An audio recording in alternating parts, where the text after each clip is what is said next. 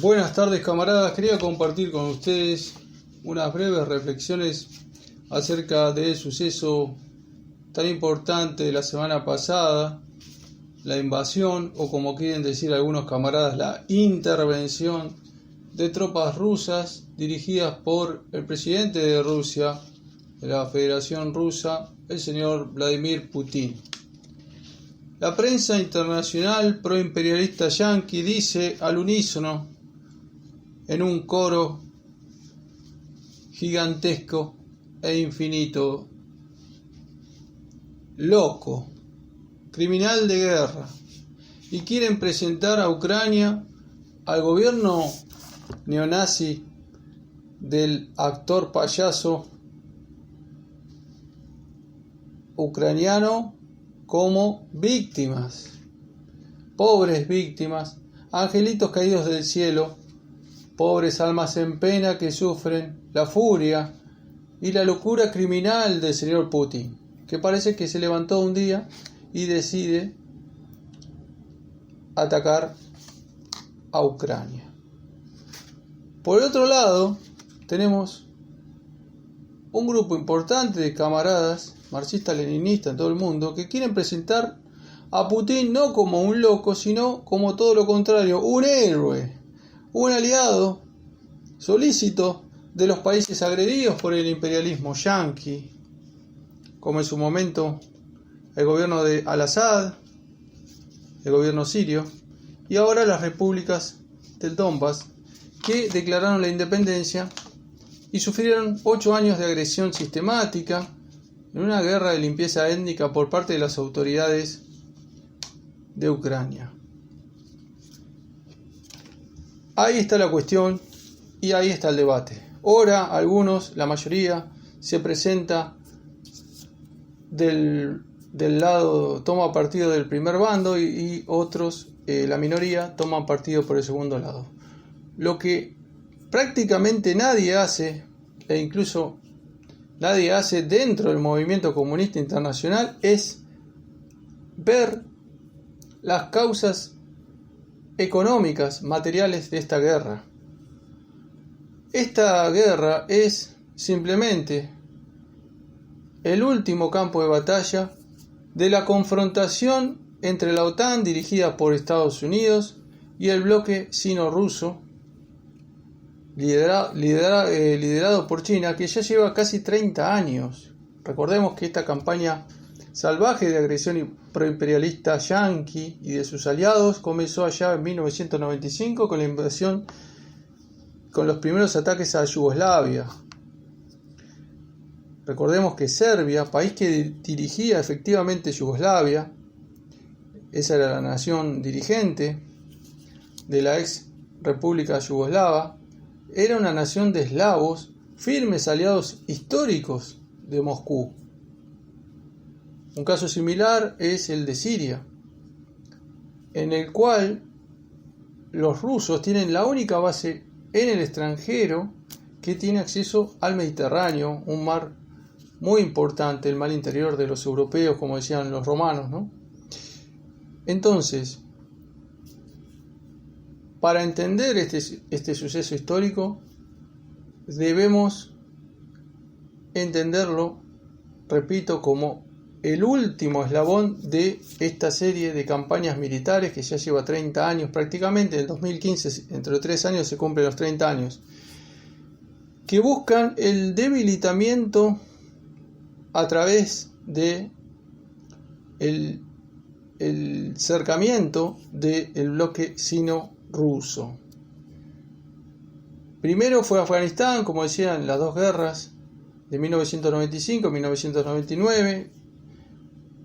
Estados Unidos y sus aliados logran el desmembramiento de Yugoslavia.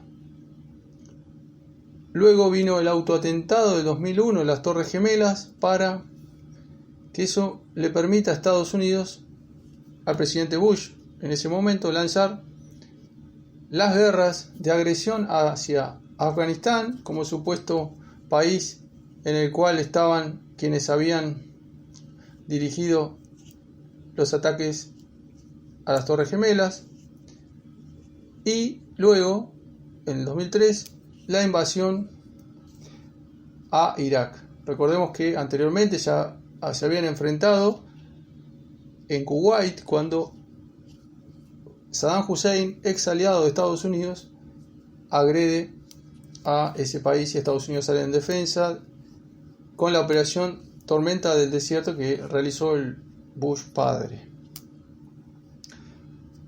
Afganistán no fue tomado de casualidad. Afganistán limita tanto con China, con Rusia y con Irán, socio menor del bloque sino-ruso.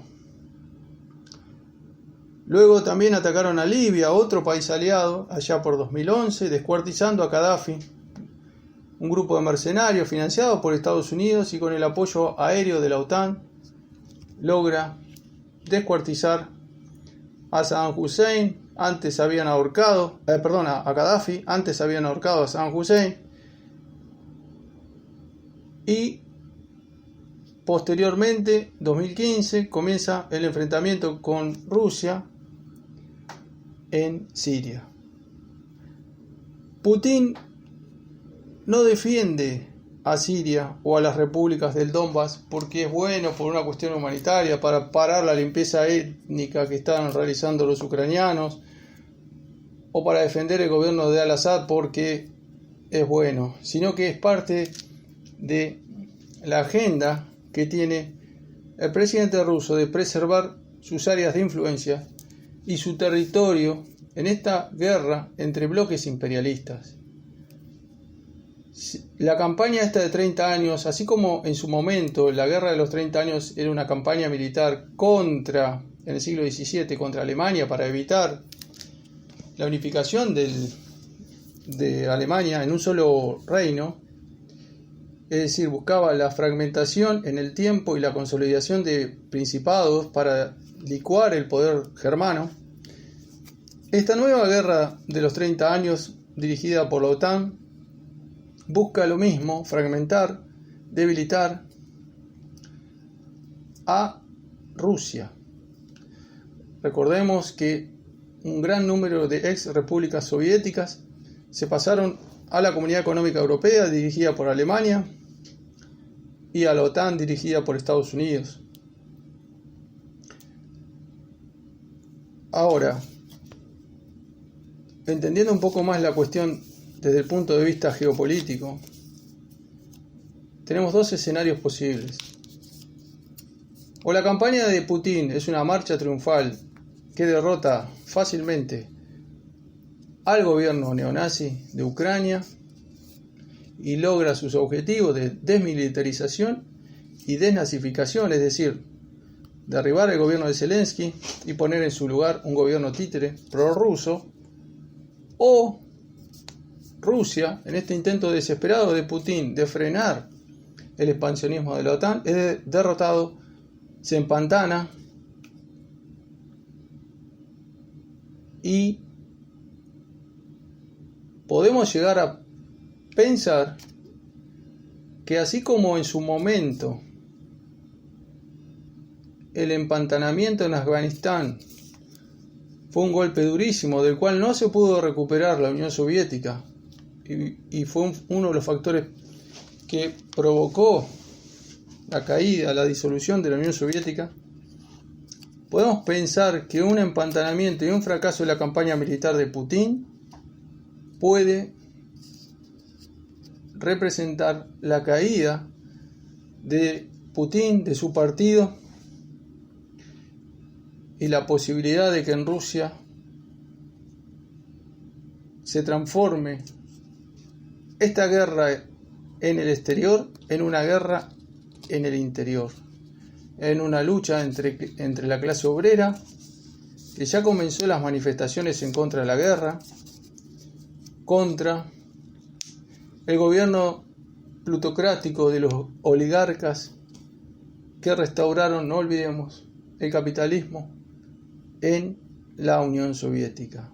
Putin en el año 99 fue el segundo de Yeltsin, Boris Yeltsin, recordemos, el presidente de la Federación Rusa que bombardeó el Soviet Supremo en Moscú.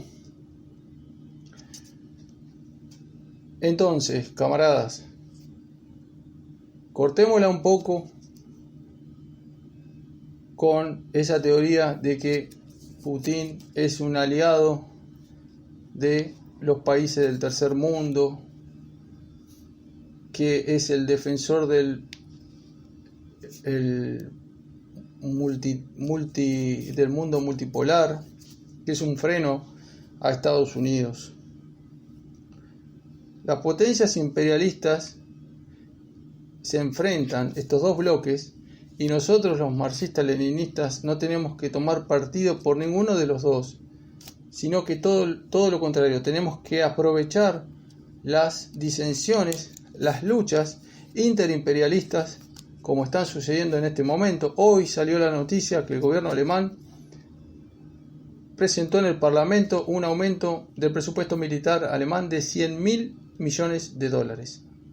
Para que tengamos una idea, es el doble del gasto anual de Rusia. Dicho aumento y además la interrupción del nuevo gasoducto que estaban realizando en este momento para aprovisionar a Alemania. Recordemos que Alemania representa el 50% de las exportaciones de gas ruso, de los monopolios rusos a los cuales Putin representa y a los cuales quiere garantizarle sus ganancias. Junto con el aumento, decía, del presupuesto militar, una cifra astronómica, se interrumpe la construcción de ese gasoducto y se comienzan a implementar las reformas necesarias para importar el gas yanqui. Conclusión: Alemania como cabeza, junto con Francia como cabeza de la Unión Europea, han decidido aprovisionar al gobierno neonazi ucraniano de Zelensky y de quien sea para que resista la invasión rusa. Se abre entonces la posibilidad, como decía antes, de una guerra de muchos años o de varios años, en los cuales uno de los desenlaces posibles podría ser la caída del socio menor del bloque sino-ruso, que es Rusia, la posibilidad de derribar el gobierno capitalista dirigido por Putin y de transformar esa guerra de agresión extranjera en una guerra de clases, en una revolución socialista que restaure la ex Unión Soviética en Rusia. Ese, además en el caso contrario de que caiga el gobierno ucraniano, en caso de que Putin triunfe, ese es el escenario que más impacto y más puede ayudar a la revolución socialista mundial. Que caiga o que no caiga el gobierno de Zelensky, que ponga un gobierno títere Putin, no va a cambiar la cuestión, no va a ser un aporte significativo para el avance de la revolución socialista mundial. Que caiga el gobierno del traidor renegado Putin, segundo del otro renegado Boris Yeltsin, sí puede hacer una gran diferencia y favorecer objetivamente al avance de la revolución socialista mundial. Esperemos que así sea. Venceremos, camaradas.